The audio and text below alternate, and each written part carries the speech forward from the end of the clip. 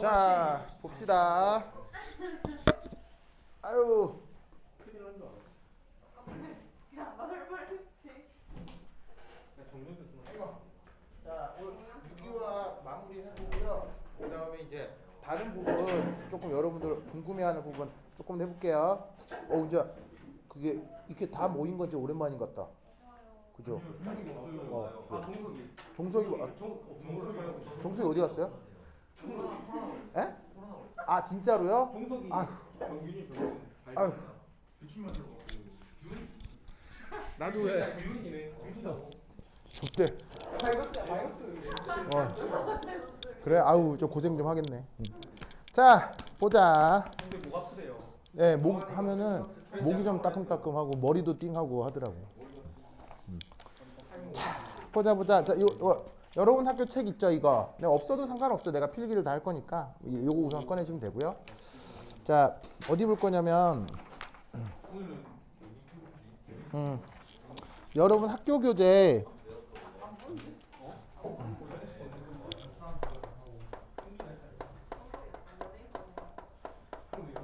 학교 교재 13페이지에 거기 그 6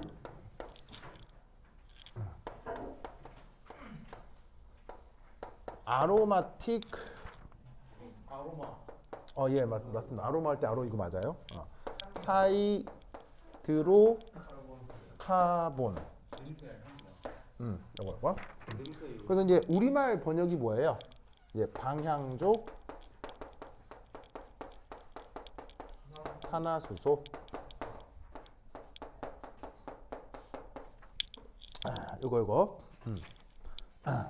그래서 여기부터 얘기를 해볼게요. 방향이라는 말이 그야말로 진짜로 향기 맞아요. 그래서 아로마라고 하는 어근이 향기를 뜻하는 뜻이거든요. 그래서 우리 자연계는 많은 향기가 있어요, 없어요? 있어요. 많은 냄새들이 있죠. 이때 진짜로 약간 좋은 냄새, 그죠? 진짜 뭐 예를 들면 뭐 이렇게 귤껍데기 냄새나 뭐 장미향 이런 것들 뭐 누구나 좋아하잖아요. 그런 향기들에서 공통적으로 나타나는 분자 구조가 있었던 거죠. 그래서 이제 사실은 향기는 향수라고 하는 건 언제부터 썼을까요? 예, 그러니까 뭐냐면 향수라고 하는 것에 대한 가장 오래된 기록, 그냥 기록으로 가장 오래 전에 남아 있는 건 바로 이제 이집트 시대죠. 이집트 시대 이전. 뭘 만들다가? 예, 미라 만들다가 독약이요? 미라를 만들다가 이제 방부제 찾으려고 했던 거죠. 그때 당시 미라 기술자들이. 근데 만들려고 하다가 자연에서 이제 물질들을 추출하면서 자연스럽게 이제 향기성 물질들을 접하게 되고 거기서 이제 자연스럽게 향료라는 게 얻어지는 거죠. 그래서 원래 향기라고 하는 건 일반 서민은 쓸 수 없었던 거고요. 이제 좀 계급이 있는 사람들이 주로 써왔던 거죠. 물론 그 이전에도 있었을 수 있는데 기록이 남겨져 있는 건 이제 이집트 시대야, 그렇죠? 기록이 남겨져 있는 건. 뭐 하여튼 그렇다. 자, anyway, 이것은 이제 그런 화합물의 특징을 좀 얘기할 건데 혹시 학교에서 휘켈룰이라고 했나요? 4n 플러스 2. 4n 플러스 2건 했나요? 몰라요? 온라인으로 해야 돼요? 온라인으로 했으면 좀 몰라요. 네, 알겠습니다. 네. 자, 그럼 우선 첫 번째. 첫 번째. 1. 있는 건 봤는데 잘 안 들어가지더라고, 나도. 자, 첫 번째 1. 원래 표현으로는 아로마 TCT. 아로마 TCT. 우리말 번역은 방향족성이라고 해요. 방향족성. 얘는 다음의 세 가지 성격을 동시에 만족할 때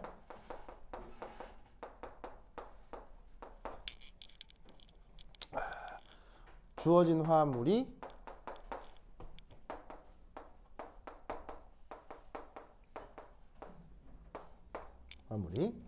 방향족이다 라고 표현합니다. 그 방향족성이라는 것이 그 화합물의 아주 큰 안정성을 나타내는 거죠. 그래서 이런 성격을 가질 때 방향족성이다라고 얘기를 하는데, 그런 방향족성을 갖는 물질은 여러 가지 이유 때문에 아주 안정해집니다. 이걸 해석하는 그 양자역학적인 모델이 있거든요. 근데 이제 그것까지 하면 이게 너무 진도가 많아지기 때문에 그냥 특정한 그 세 가지 사실만 얘기하겠습니다. 그렇죠? 하나마다 되게 중요한 양자역학적인 설명이 다 따라 붙거든요. 근데 이제 그것까지 할 수는 없으니까 이 세 가지 성격이 뭔지만 간단하게 얘기를 할게요. 자, 방향족 화합물의 대표적인 예시 누구? 벤젠. 바로 그 유명한 벤진. 아시겠죠? 이게 이제 옛날에도 얘기했지만 E가 E 장모음이에요. 그래서 이제 벤젠 이거는 이제 약간 이제 우리식 발음이고 원래 영어 표현은 벤진 아시겠죠? 벤진. 자, 그럼 이제 이 녀석의 뭐라고? 큰이요. 아, 큰이요. 오, 왔어요. 반가워요. 그래, 진혁, 그래. 진혁 왔어요? 네. 두잔 마실 수 있어. 이런 거라던데. 네? 뭐라고요? 뭐라고? 왔어요? 오랜만이에요. 그래. 얼굴이 빨개졌네. 자, 그러면 얘 같은 경우 루이스 구조로 그리면 우선 분자식은 탄소 몇 개, 수소 몇 개죠? 6개. 6개 거든요. 그럴 수 있죠. 네. 그래서 루이스 구조가 어떻게 되냐면 이렇게 짜잔, 짜잔, 짜잔, 짜잔, 짜잔, 짜잔, 짜잔 해서 이중결합, 단일결합이 번갈아 나타나고 수소가 뾰령, 뾰령, 뾰령, 뾰령, 뾰령, 뾰령, 뾰령, 뾰령 이렇게 나타나는 거죠. 앞으로 와. 왜요? 뭐라고? 아, 이거 안 보여요? 이제 카메라로 보이나? 응? 뭘? 응? 왜? 오케이. 자, 저런 식으로 보시다시피 모든 탄소들이 이중결합과 단일결합이 번갈아 나타나면서 고리를 이루고 있거든요. 보이시죠? 네. 저런 상황의 분자를 벤진이라고 합니다. 근데 이제 저렇게 탄소 수소를 다 표현하면 쓰기가 좀 귀찮죠? 그래서 얘를 이제 축약해서 어떻게 표현해요? 바로 얘를 육각고리로 표현을 하고 그 다음에 여기서 이중결합을 이렇게 표현을 해주는 거죠. 근데 아시다시피 이제 얘 같은 경우는 뭐로 아주 유명한 녀석이냐? 공명구조가 나타나는 것으로 아주 유명한 녀석이죠. 그러다 보니 얘를 이제 어떻게 표현하기도 하냐면 여기에서 열에 이렇게 표현하기도 합니다. 이때 이 둘 공명구조의 존재 확률을 어떻다고 생각한다? 네, 똑같다고 생각을 해요. 그래서 이때 어떤 한 화학결합에 대해서 이 녀석이 이제 결합 차수를 어떻게 따지냐면 50%의 확률로 단일결합이죠. 50%의 확률로 이중결합이죠. 그럼 이 단일결합과 이중결합을 산술평균하면 몇 중결합이라고 하면 되겠어요? 1.5. 네, 산술평균하면 얘를 1.5중 결합이다. 이렇게 얘기를 할 수 있는 거죠. 아시겠죠? 알겠죠? 이때 이 녀석의 기하학적 구조를 얘기를 하면 뭐가 됐건 모든 탄소하고 모든 수소가 온전히 in plane 한 평면에 다 들어가고요. 이렇게 완전히 한 평면에 다 들어가게 될 때 이 탄소 각각의 혼성 오비탈을 뭐라고 부른다? sp2 혼성이다. 이렇게 얘기를 하는 거지. 알겠죠? sp2 혼성이라는 말 뜻은 주어진 탄소를 중심으로 온전한 평면 구조가 나타날 때를 sp2 혼성이라고 하는 겁니다. 아시겠죠? 알겠죠? 네, 논리를 꼭 기억해 두시기 바랍니다. 이때 여기에 짜잔, 짜잔, 짜잔, 짜잔, 짜잔, 짜잔. 자, 노란색으로 그린. 혜정아 왜? 이거 창문 열어놔. 창문 열어놓으면 비둘기가 들어와요. 비둘기가 들어올 수 있어. 들어오게 봐요. 아니 씨. 비둘기요? 혜정아? 혜정이 좀 이렇게 격한 표현도 많이 쓰는구나. 왜? 혜정아 왜? 뭐 벌레 잡았다고요? 그래. 자. 그래. 혜정이 비둘기 싫어해요? 네. 네. 신만큼 싫어하는데. 진짜로요? 그러면 우리 그 뭐야 동현이는 비둘기 좋아해요? 좋아할 것 아니고. 좋아할 것 어. 같은데. 저를 싫어하는 그래요? 일본에 가면 비둘기 네, 비둘기 말고 뭐 많은 줄 아세요? 까치. 사슴. 까치, 까마귀 많아요. 까치. 까마귀가요. 까마귀가 진짜 많아요. 근데 여러분 까마귀 실제로 본 사람? 까마귀가요. 실제로 크기가 되게 커요. 까마귀 이만해 얘가 이만해. 이런 애들이 그냥 벤치에 널려 있어요 이렇게 막. 왜 무서운 애들이에요? 까마귀 무서운 애들이에요. 예, 까마귀 되게 지능도 높죠. 예, 그래서 우리나라는 이렇게 좀 비둘기가 돌아다니는데 일본에는 막 까마귀가 있어가지고 얘기는 들었는데 실제 가서 보니까 신기하긴 하더라고요. 하여튼 그렇다. 자, 좋아. 요거. 미국이요? 미국에는 총이 많죠, 총. 다 쏴주게 막 바바박 그게 막 다 쏴주게. 미국은 총이 많아. 네, 하여튼 그렇다. 네. 그래서 미국은 뭐 그냥 말해 뭐해 뭐 말해 뭐. 러시아가 우크라이나 침공해서 제일 좋은 나라가 어디예요? 미국이요. 러시아가 유럽 그러니까 우크라이나 침공에 제일 좋은 나라가 수출인데. 바로 미국이죠. 미국이 제일 좋죠. 왜요? 왜죠? 무기 쌍방마트로 돈 벌어요. 네, 왜냐하면 러시아가 우크라이나를 침공해서 가장 쫀 나라들이 어디예요? 쫀 나라. 쫄았어. 유럽이 다 쫄았죠. 네, 유럽이 다 쫄아서 지금 유럽의 국방비가 10배가 올랐거든요. 그래가지고 원래 독일이 그 이제 그렇게 국방비가 많지 않았는데 갑자기 독일 뭐 이탈리아 뭐 무슨 오스트리아 등등해서 국방비가 10배씩 올랐어요. 그러면 국방비 10배 올라서 뭘 사겠다는 얘기예요? 무기를 사겠다는 얘기죠. 주로 어느 나라 걸 사겠어요? 미국 거. 미국 살 거 아니에요. 그럼 미국이 돈을 벌까요, 안 벌까요? 엄청나게 벌겠죠. 여러분 미국이 나 이거 그저께 들은 얘기인데 미국이 아프가니스탄에서 16년인가 주둔했었거든요. 이번에 왜 철수했잖아 미군이. 그동안 미군이 쓴 예산이 얼마인 줄 알아요? 1000조. 그러니까는 미군이 아프가니스탄에 10몇 년 주둔하는 동안 쓴 돈이 와 1경이래요. 1경. 와. 그럼 그러니까 우리나라 돈으로 치면 1경인데 그러면 이제 몇 조가 1경이에요? 만조가 1경이에요? 와, 이거 진짜 그러면은 그 정도의 세금이 쓰인 거 아니에요? 그럼 그 정도의 세금이 쓰인 만큼 누군가는 어떻게 됐겠어요? 가져갔겠죠. 그 돈을 다 벌어갔을 거 아니에요? 그 누구겠냐고요? 이제 만조국이네, 만조국. 무슨 말인지 알겠죠? 무슨 말인지 알겠죠? 그러면 걔들이 또 수익 모델을 창출해야 되겠죠? 그럼 어디선가 계속 무기를 팔아야 되겠죠? 그래서 계속 무기를 팔아오던 나라가 어디예요? 우리나라죠? 우리나라요. 그래서 우리나라가 미국으로부터 무기를 가장 많이 수입하는 나라 중 하나였어요. 그럼 우리나라가 계속 무기를 구입하게 만드는 방법이 뭐예요? 휴전을. 바로 우리나라가 북한이랑 그 대치 관계고 위협적인 관계다라고 계속 만드는 게 중요하죠. 그래서 북한이 우리나라를 공격할 거라는 시그널을 계속 주게 만드는 게 미국에는 좋은 거예요, 안 좋은 거예요? 억수로 좋은 거죠. 그래서 북한을 자꾸 자극을 하는 게 또 미국이기도 해요. 그래서 여러분 모르시겠지만 탈북자들 중에 저기 휴전선 근처 가서 김정은 쌍욕한 다음에 풍선 날리는 사람들 알아요? 그 있거든요. 왜 풍선에다가 이렇게 이제 뭐냐면은 북한 비방하는 글 넣고 그다음에 한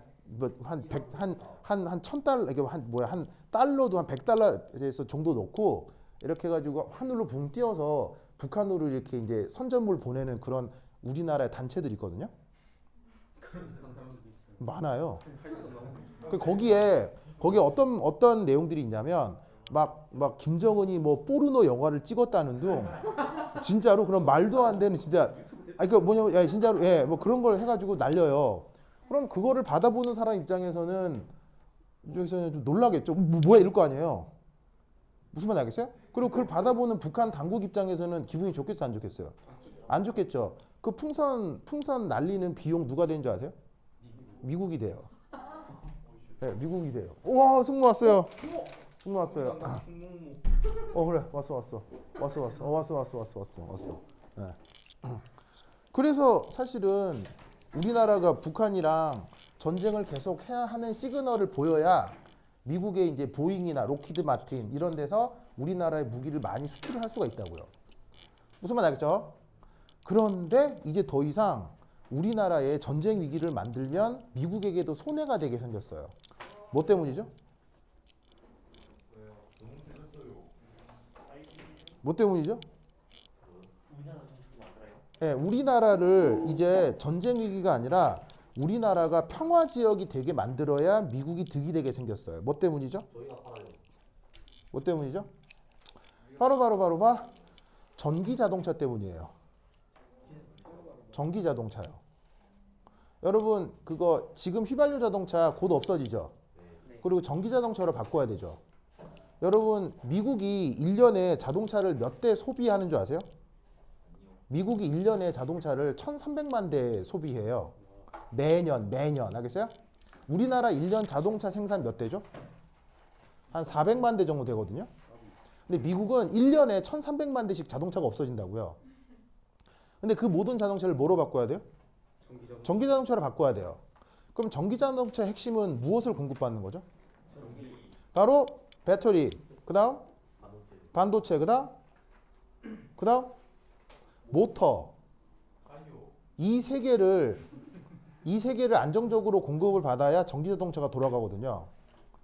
그래서 이 세 개를 전 세계에서 제일 잘 만드는 나라가 어디예요? 자, 전 세계 반도체 생산 1위? 메모리 반도체이긴 하지만 우리나라죠. 전 세계 배터리 생산 1위? 우리나라죠. 전 세계 모터 생산 1위? 창원이에요. 창원. 네. 창원에 삼성전자 공장이 있거든요. 거기가 전 세계 최고의 모터 생산 기지예요. 전 세계에서 가장 정밀하고 가장 대규모로 모터를 생산하는 곳이 바로 창원이죠. 창원.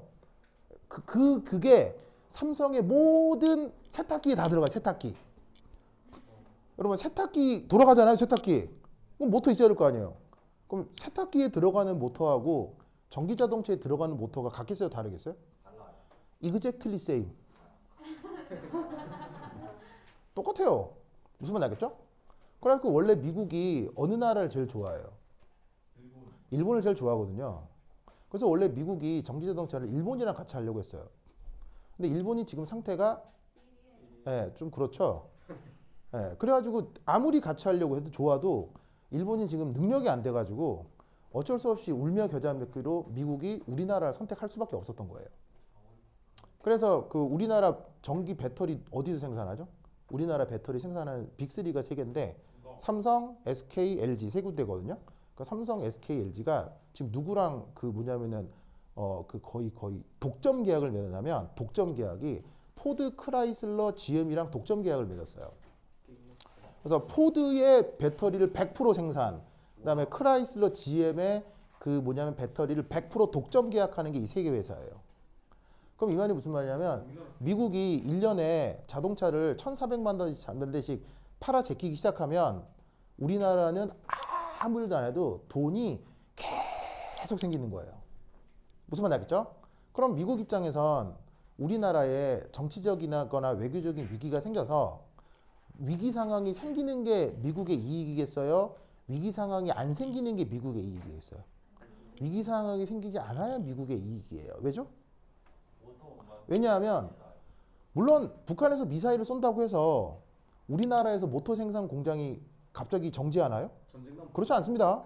그 전쟁은 안 나요. 전쟁은 안 나지만 갑자기 북한에서 미사일 발사 시험을 하면 그걸 본 외국의 투자자들이 어머! 한국에서 전쟁 나는 거 아니야? 하고 위축이 되는 거예요. 그러면 한국 배터리 회사들의 우린 삼성, LG, SK 주가가 떨어지겠죠. 그럼 거기에 납품하는 크라이슬러, GM, 포드도 주가가 떨어지겠죠. 그걸 미국이 좋아한다, 싫어한다? 억수로 싫어한다. 알겠죠? 그래서 이제 우리나라와 북한의 긴장 관계는 거의 없어질 예정이에요. 무슨 말 알겠죠? 그러면 미국의 전통적인 무기 생산 업체들, 아까 여기 보잉, 로키드 마틴, 전투기 만들고 미사일 만드는 회사들. 이제 그 얘네들이 미사일을 팔 시장이 없어졌죠. 그래서 여기부터는 나의 추정인데, 그래서 미국이 지금 이제 바이든 정권이 저 누구냐 푸틴이랑 거래를 한 것 같아요. 그래서 푸틴에게 장기 집권을 약속했을 것 같아요. 장기 집권을 약속하고 푸틴이 우크라이나로 침략해줬으면 하고 계약을 맺었을 것 같아요. 그러면 무슨 일이 벌어진다고 했죠?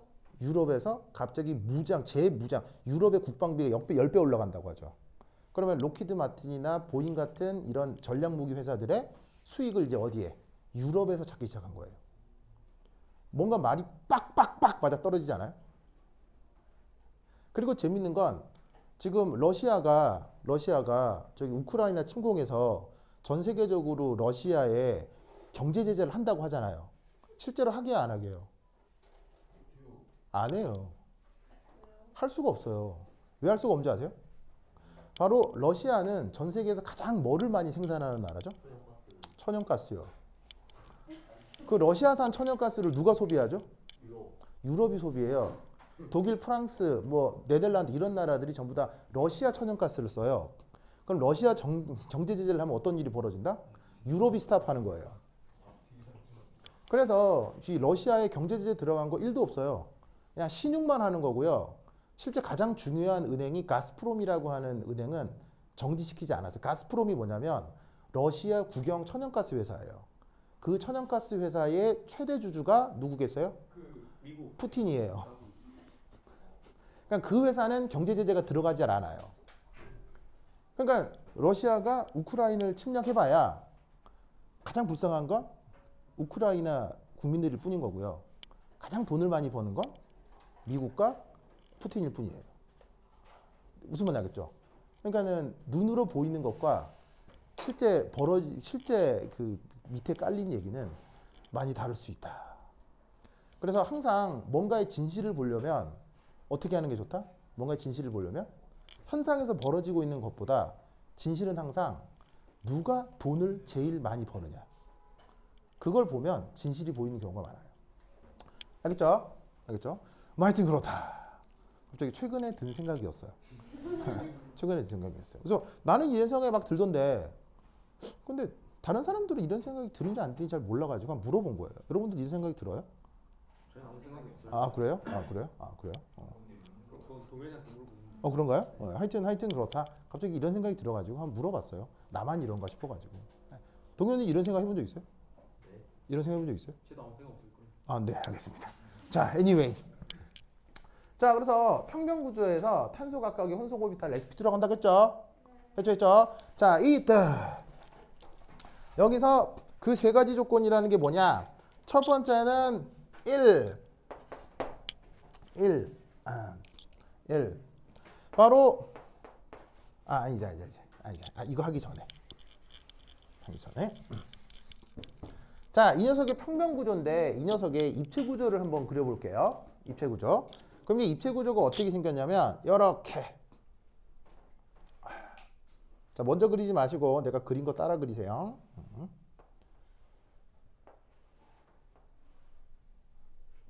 여기서 이렇게 되고.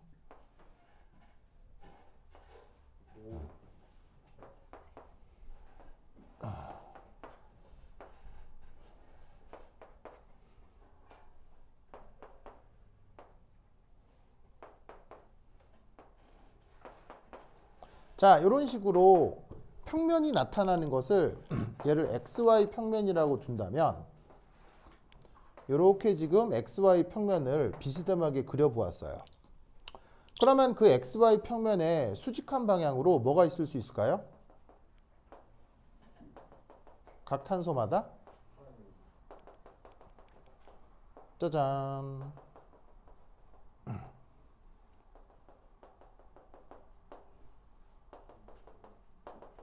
바로 수직한 방향으로 PZ 오비탈이 있을 수 있겠죠.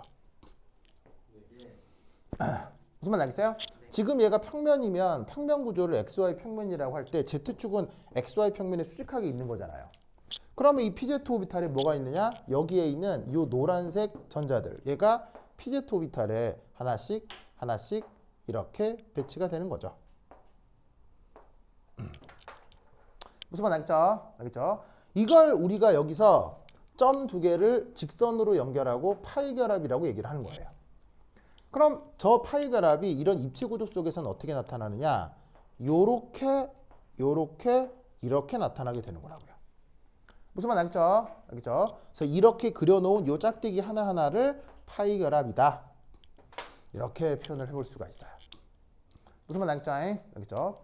자, 그런데 여러분 이렇게 전자 두 개를 연결해서 파이 결합이라고 연결하는 것을 사실 이렇게 두 개를 짝을 지어서 파이 결합이라고 해도 차이가 있겠어요, 없겠어요? 없겠죠. 그러니까 뭐냐면 이렇게 파이 결합이 새싹 나타난다라고 얘기를 하나, 아니면 요렇게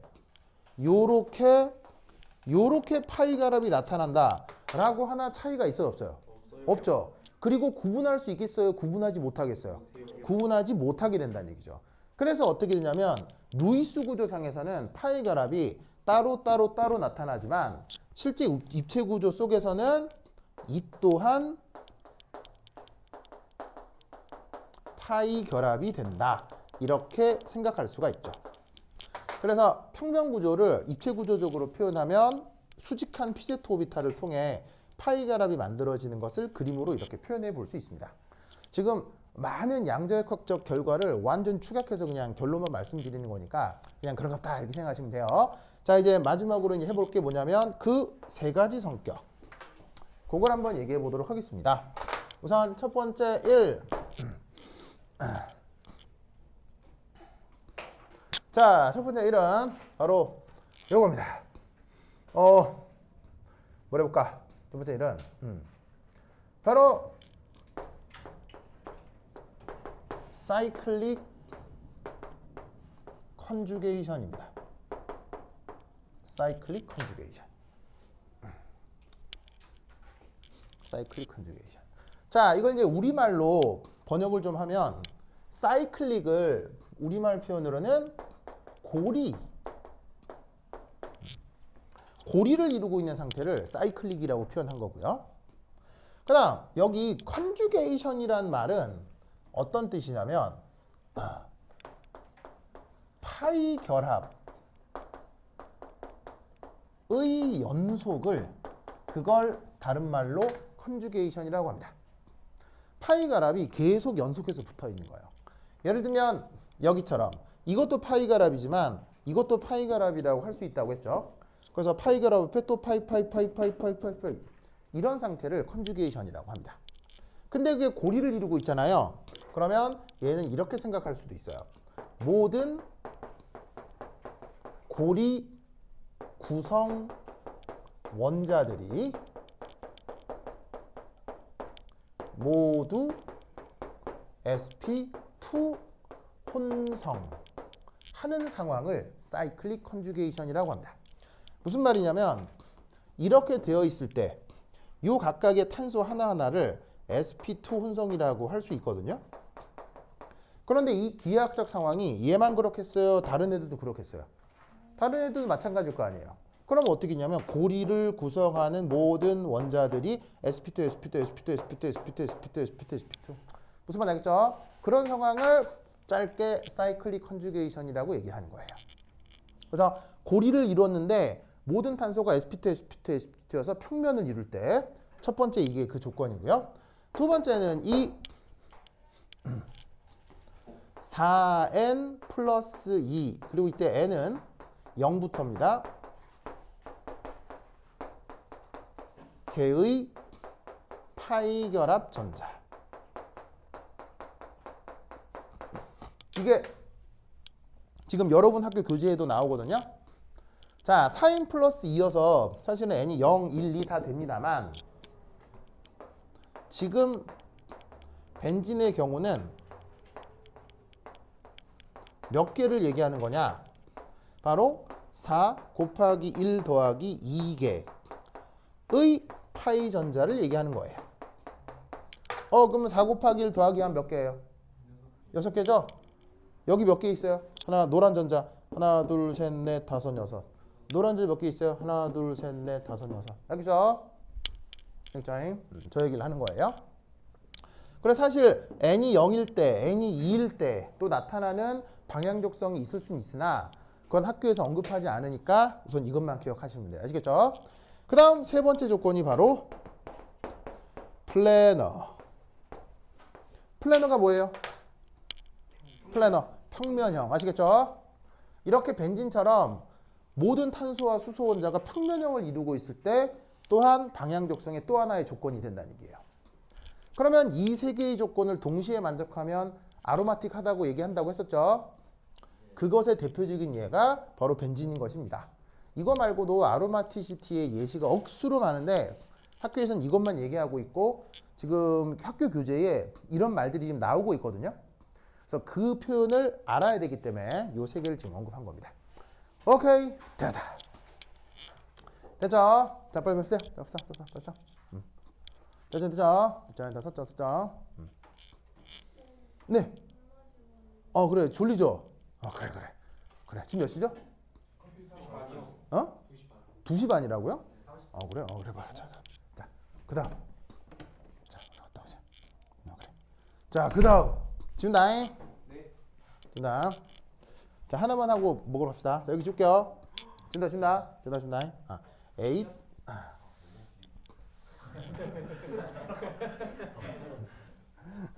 좋아요. 우리 천재소년. 귀여워서 어떡해. 자, 아동 구멍 더 있다 생각해 볼게요. 그래요. 자, 말라라. 자, 두 번째는 이 학교에서 이제 여기까지가 달 거예요. 두 번째 이게. 자, 두 번째는 일렉트로필릭 아로마틱. 갔다 왔어요? 그래. 아로마틱.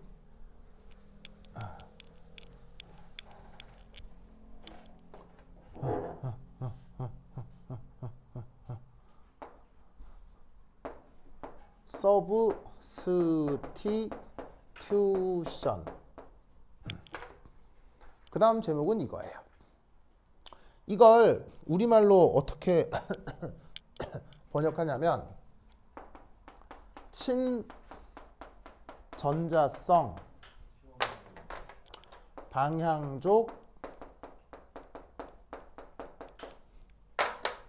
치환 반응이라고 해요. 근데 한글로 번역하나 영어로 쓰나 말이 너무 길죠? 네. 그래서 얘는 줄임말이 있어요. 신방치. 예? 친방치요? 대단하다. 자, 우리말 번역은 EAS예요. 그러니까 이게 줄임말은 EAS예요. 그래서 구글 같은데 EAS라고 치면 엄청난 양의 문서가 검색이 돼요. 그래서 그 정도로 아주 유명한 줄임말입니다. 그러면 각각의 단어의 그 뜻을 좀 살펴볼게요. 자, 친전자성이 무슨 뜻일까요? 전자를 받아요. 자, 친전자성이 무슨 뜻이냐면 바로 일렉트로파일이 등장한다는 뜻이에요. 일렉트로파일이 등장한다. 여러분 일렉트로파일이란 말 기억나요? 네. 일렉트로파일은 스스로 전자가 충분한 애예요, 부족한 애예요? 스스로 부족한 애죠. 걔를 일렉트로파일, 영어로는 일렉트로파일, 우리말 번역은 친전자체. 아시겠죠? 친전자체가 화학 반응에 등장할 때 쓰는 말이 일렉트로필릭이에요. 아시겠죠? 그 다음 아로마틱, 방금 한 방향적 화합물을 뜻하는 건데 그러면은 일렉트로파일은 누구랑 반응하게 돼 있어요? 전자 많은 애를 뭐라고 해요? 친액체라고 하죠. 그러면 일렉트로파일이 등장한다면 걔랑 반응할 수 있는 녀석이 뉴클레오파일이니까 바로 얘가 뭐로 작동한다는 얘기예요. 바로 act as 얘가 뉴클레오파일이에요. 무슨 말 알겠죠? 왜? 항상 일렉트로파일은 뉴클레오파일과 뉴클레오파일은 일렉트로파일이랑 반응할 수밖에 없기 때문에 방향적 화합물이 있는데 거기에 추가적으로 일렉트로파일을 넣었다는 얘기는 방향족이 무엇으로 작동할 수밖에 없다? 뉴클레오 파일로 작동할 수밖에 없다. 무슨 말인지 알겠죠? 이때 치환이라는 말의 뜻은 뭐예요? 바꾼. 바로 두 원자 간 교환을 치환이라고 하는 거예요. 여기에 붙어 있고 여기에 붙어 있던 두 원자가 존재? 왜 이렇게 정치를 감상하고 있어요? 그래? 월드가 안 돼서 듣는 거 하려면 그래요? 자, 그래서 여기 붙어 있는 원자하고 여기 붙어 있는 원자가 난데없이 짜잔 무슨 말인지 알겠어요? 요런 걸 치환 반응이라고 해요. 무슨 말인지 알겠죠? 그러니까 이미 이 말에 지금 할 모든 내용이 다 들어 있어요. 알겠어요? 그래서 이제 제목이 아주 중요하기 때문에 제목을 한번 써본 건데 이 일렉트로필릭 아로마틱 서브스티션에 대한 예시는 억수로 많습니다. 거의 한 보름 정도 배울 정도의 내용이 여기 많거든요. 근데 학교에서는 딱 하나만 예를 들고 있습니다. 그걸 할로지네이션. 할로지네이션. 자, 여기서 할로진은 예를 들면은 예를 들면 염소, 브로마이드 이런 애들을 할로진이라고 하잖아요. 네. 무슨 말 알겠죠? 그리고 뒤에 있는 에이션은 우리말 번역으로 뭐예요? 화. 될 화자죠. 그래서 염소하고 브로마이드 이런 걸 갖다 붙인다라는 뜻의 말이 할로지네이션이에요. 아시겠죠? 그래서 EAS 반응이 억수로 많은데 그 중에 가장 기본적인 할로지네이션 요거 하나만 얘기를 해보겠다 이런 말이에요. 요거 하면 끝이에요. 알겠죠? 끝이야. 자, 여기 지우자. 우차 우차 지우자. 지울게요. 오쇼쇼쇼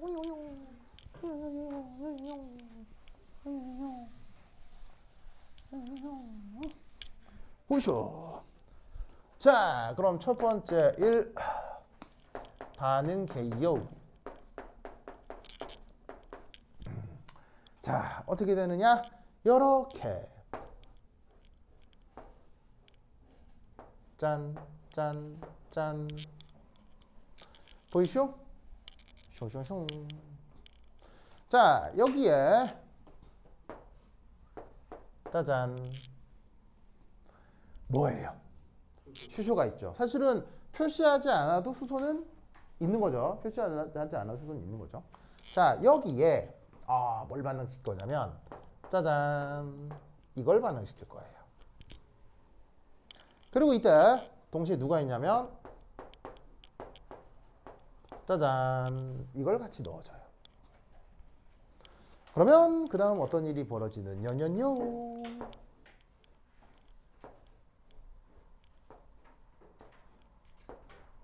여기가 요래.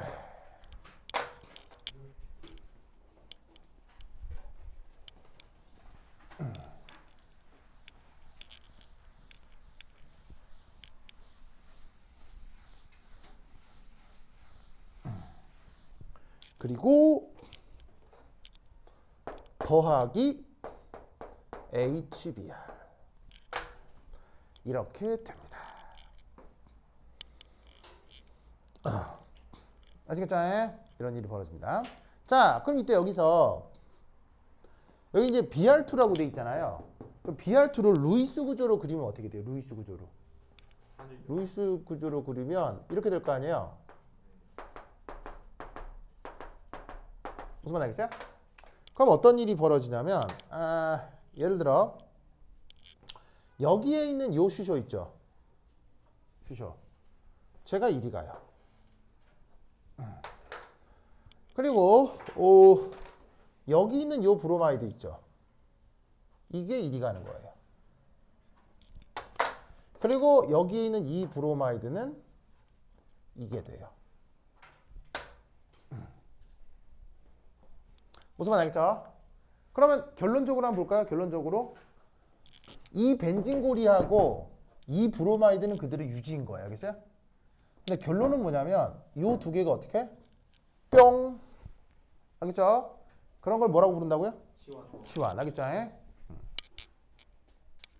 그리고 이때 이 밑에 있는 이 녀석의 역할은 제 역할을? 바로 좀 더 정확한 표현으로는 루이스 산촉매예요. 루이스 산촉매. 이런 식의 반응을 뭐 EAS의 할로지네이션 반응이라고 합니다. 아시겠죠? 그래서 EAS가 억수로 종류가 많은데 그 중에 한 가지만 저렇게 소개를 하고 있습니다. 됐죠? 자, 그럼 여기서 이제 어떤 일이 벌어지냐? 우리 서현이 지금 눈이 한 7분의 4 정도 됐는데 지금 서현이 힘내주세요, 그죠? 뭐라고요? 그래. 그래. 서현이 힘내요, 그죠? 그래. 자, 이제 두 번째 어디다 쓰지? 자, 미케니즘.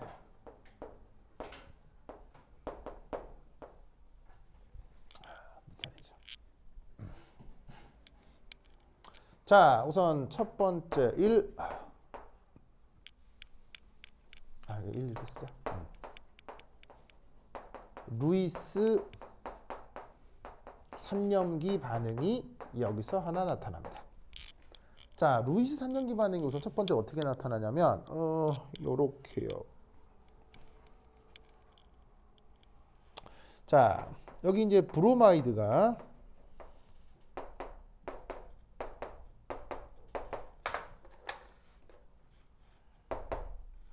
이렇게 보이시죠? 자, 그런 다음 여기 누가 있냐면 FeBr3가 있죠. 그러면 여기 있는 철에 브로마이드 이렇게 한번 써볼게요. 자, 그럼 저때 철하고 브로마이드 중에 누가 전기음성도가 더 클까요? 당연히 철 누구예요? 그래? 부릉부릉이요? 진짜로요? 그래요? 야, 우리 서윤이 저 돌고래 웃음, 야, 진짜, 그래, 하여튼 그렇다. 그래. 아유, 참네. 그러니까 이게 그게 그 어린 애기들이나 여성들이 막 아주 하이톤의 웃음 있잖아요. 그러면 되게 좋지 않나요? 그리고 막 시끄럽다고요? 그런가요? 시끄럽다고? 그럼 뭔가 되게 경쾌한 느낌이 들지 않나요? 난 참 좋던데. 그래, 뭐 하여튼 그렇다. 그래서 집에서 가요진 가은이도 깔깔깔 웃을 때가 있는데 그게 뭔가 그 평화와 행복의 소리 아닐까요? 아닌가요? 맞아요. 그러니까 되게 뭔가 평화롭고 행복할 때만 들을 수 있는 소리잖아요. 그래서 이제 주변에서 그런 소리가 많을 때 우리가 참 잘 살아가고 있구나 뭐 이런 생각이 드는 거죠. 뭐 하여튼 그렇다. 그렇죠. 근데 바로 옆에서 들으면 그냥 시끄러울 뿐인 거예요? 평소에 그래요? 그런가요? 네, 알겠습니다. 그런가요? 자, 하여튼 봅시다. 자, 그래서 여기서 자, 그래도 이 철은 금속이잖아요. 그리고 브로마이드는 비금속이죠. 네. 그러면 누가 기본적으로 전자를 끌어들인다? 비금속이 전자를 끌어들이게 돼 있어요. 그러니까 비금속은 음이온이 되어 양이온이 돼요. 보통 전자를 끌어들여서 음이온이 되는 거고요. 금속은 양이온이 되어 음이온이 돼요. 그래서 금속은 양이온이 되는 거죠. 그러니까 비금속하고 금속이 붙어 있으면 여기에 있는 금속이 항상 전자가 부족한 상태가 돼야 된다 이런 말이에요.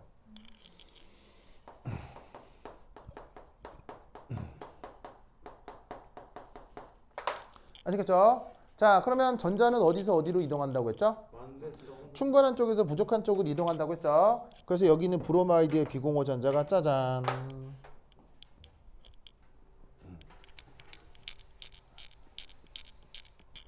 자, 그럼 이때 여기서 이압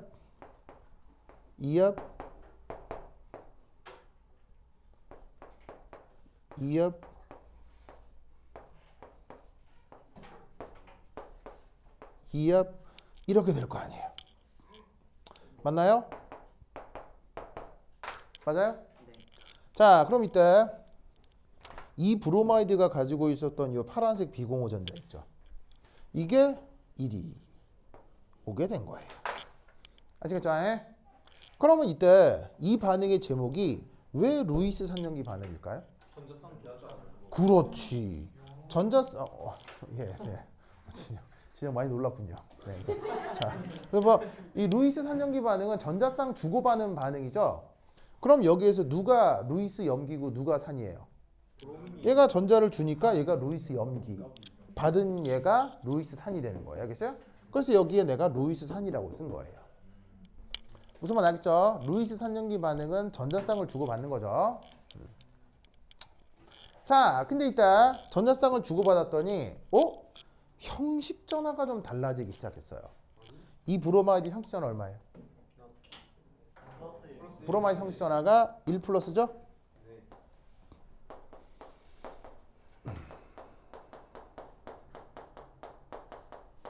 그러면 여기에 있는 철 형식 전화 어떻게 될까요? 철의 형식 전화가 1 마이너스가 되는 거죠. 왜냐하면 철 입장에서는 자, 형식 전화 따질 때는 전자 카운팅을 어떻게 해야 돼요?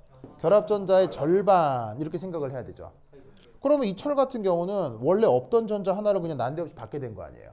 그래서 이 철은 형식 전화가 마이너스가 되고 브로마이드가 1 플러스가 된 거예요. 그러면 아무래도 형식 전화가 플러스가 됐다는 얘기는 전자 밀도가 증가했다는 얘기예요, 감소했다는 얘기예요? 감소했다는 뜻이겠죠. 무슨 말 알겠어요? 그러면 그 전자 밀도 감소가 여기도 영향을 줘서 바로 이 브로마이드가 전자 밀도가 약간 또 떨어지게 되어 있어요. 자, 왜냐? 얘가 형식 전화가 플러스죠.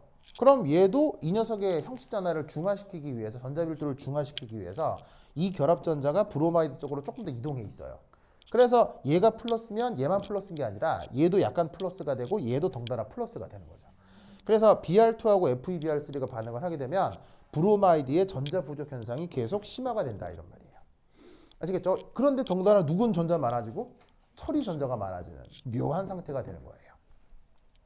됐죠? 됐죠? 자, 그 다음 두 번째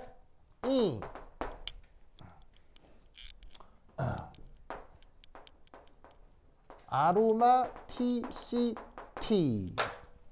자, 앞서서 아로마티시티를 우리말로 뭐라고 번역한다고 했었죠? 방향족성. 방향성이 아니고요. 방향족성. 알겠죠?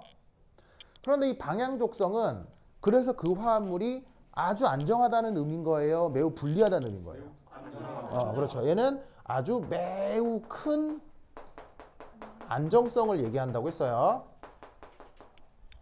그런데 이 EAS 반응에서는 초기에 이 아로마티시티가 깨지는 단계가 나타나요.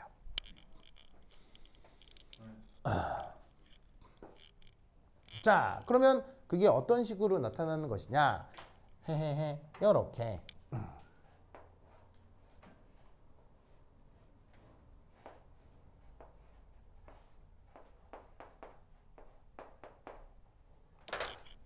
자, 아로마틱 화합물인 벤진을 이렇게 그려보았습니다. 자, 여기 누가 접근하느냐? 얘가. 그러면 이때 여기서 쟤를 다시 한번 그리면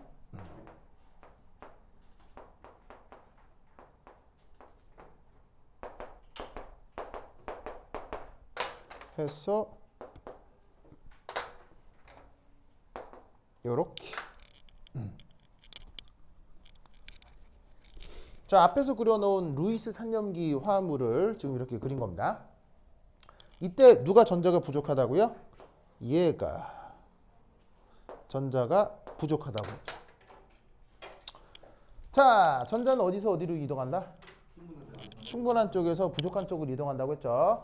그래서 이때 딱 봐도 누가 전자가 많은 것처럼 바로 여기에 있는 이게 전자가 많은 것처럼 보이게 된다 이런 말이에요. 아시겠죠? 그러면 이때 얘가 이 녀석한테 전자를 짜잔. 그래서 이 브로마이드가 여기서 역할이 뭐다? 일렉트로파일로 역할을 하는 거예요. 그리고 전자쌍을 주는 이 아로마틱 화합물이 뭐가 되겠어요? 이게 뉴클레오파일이 되는 거예요. 아시겠죠? 그래서 제목이 뭐예요? 일렉트로필릭 아로마틱 서브스티션이라고 했죠? 그래서 일렉트로파일이 등장하고 그래서 아로마틱 화합물이 뉴클레오파일로 작동하고 그래서 제목이 일렉트로필릭 아로마틱이에요. 아시겠죠? 그래서 이름이 저런 거다. 자, 그래서 전자는 충분한 쪽에서 부족한 쪽으로 갔지만 항상 또 하나 만족해야 되는 또 현상은 뭐예요? 매 순간 또 뭘 만족해야 돼요? 뭐라고? 옥텟을 만족해야 되죠. 그러면 이 브로마이드 같은 경우는 옥텟을 만족하기 위해서 여기에 있는 이 브로마이드와 결합 전자를 이쪽으로 보내는 거예요. 브로마이드한테. 무슨 말 알겠죠? 그러면 그 다음 어떤 일이 벌어지느뇨? 이렇게 됩니다.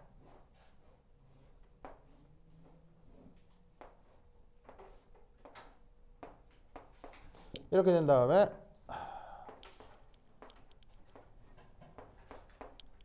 이렇게 보이세요? 자, 그러면 여기서 색깔 표시를 좀 다시 하면 자, 이 파란색 전자 있죠? 이게 이 브로마이드랑 결합한 거예요. 그리고 저 브로마이드는 아까 이렇게 빨간색으로 표현한 애고요. 아시겠죠? 자, 그리고 여기서는 뭐가 떨어져 나오냐면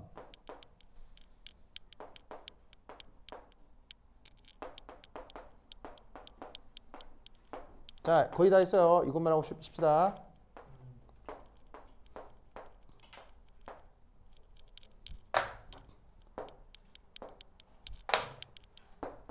짜잔. 그래서 얘가 이건 거고요. 노란 전자를 받아간다고 했죠. 그래서 이렇게 브로마이드의 비공호 전자가 된 거예요. 자, 그럼 이제 형식 전화를 좀 조사를 해보면 원래 이 녀석의 형식 전화 얼마였어요? 1 플러스였죠. 근데 이 브로마이드하고 결합 전자를 회수해버리면 이 브로마이드는 형식 전화가 뭐가 되겠어요? 중성이 되는 거죠. 왜? 주변 전자가 하나, 둘, 셋, 넷, 다섯, 여섯, 7개가 되는 거니까. 아시겠죠? 그런데 여기서 재밌게도 원래 이 자리는 이렇게 이중결합이 있었던 거죠. 그런데 그게 없어지면서 이렇게 브로마이드가 붙은 거 아니에요. 그러면 얘 형식 전화가 뭐가 될까요? 그렇지. 그래서 내가 뭐라고 얘기한 적이 있냐면 이중결합에 H 플러스가 붙으면 누가 플러스? 그 옆이 무조건 플러스가 된다고 했죠. 이게 H 플러스뿐 아니라 모든 일렉트로파일이 다 마찬가지예요. 그러니까 일렉트로파일이 어딘가 붙으면 그 옆이 무조건 뭐라고요? 플러스. 오토매티컬리. 아시겠죠? 근데 뭐 그런 거를 떠나서라도 그냥 이탄소는 결합선이 하나, 둘, 세 개밖에 없기 때문에 진짜 형식전화 따지면 1 플러스밖에 안 나온다고. 무슨 말 알겠죠? 이 노래를 꼭 기억해야 돼. 그러면 얘는 플러스고 얘는 마이너스지. 그러면 이렇게 전하가 분리되어 있는 건 기본적으로 안정한 걸까 불안정한 걸까? 전하 분리는 무조건 안 좋은 거예요. 왜? 몇 번 얘기했지만 3년기 할 때도 얘기했지만 우리 자연은 무조건 전하가 분리된 상태로 있어요. 무조건 정기적으로 중화된 상태로 있어요. 우리 자연은 그냥 항상 정기적으로 중화되어 있는 게 자연적인 안정성이라고 하겠죠? 그럼 이 상태에서 이제 벗어나야 되겠죠? 그 벗어나려고 할 때 어떻게 되느냐? 전자는 어디서 어디로? 충분한 쪽에서 부족한 쪽으로 이동한다고 했죠. 딱 봐도 누가 많아 보여요? 이게 많고요. 딱 봐도 얘가 적어 보인다 이런 말이에요. 그래서 전자가 많은 쪽에서 적은 쪽으로 가는 건 좋은데 유기화학인지라 항상 뭘 만족해야 돼? 옥텟을 만족해야 돼. 옥텟을 만족하면서 적절히 전자를 제공할 수 있는 방법 바로 여기에 있는 이 브로마이드와 철 사이의 전자쌍. 이게 요 슈쇼. 그게 지금 앞서 이거였어요. 여기한테 전자를 짜잔 하고 제공하는 거예요. 그럼 이 수소가 옥텟을 만족해야 되죠. 그럼 가지고 있는 전자가 있을 거 아니에요? 그럼 얘를 어떻게 하면 옥텟을 만족할 수 있을까요? 요 플러스한테 간접적으로 또 던지는 거예요. 뭔 말인지 알겠죠? 그러면 이때 여기서 뭐가 된다? 짠 하면서 요 자리가 짜잔 이렇게 되는 거죠. 그리고 이렇게 노란색 전자가 회복이 되면서 파이 결합이 다시 나타나기 시작한 거예요. 그리고 이 수소는 어떻게 되겠어요? 수소하고 브로마이드가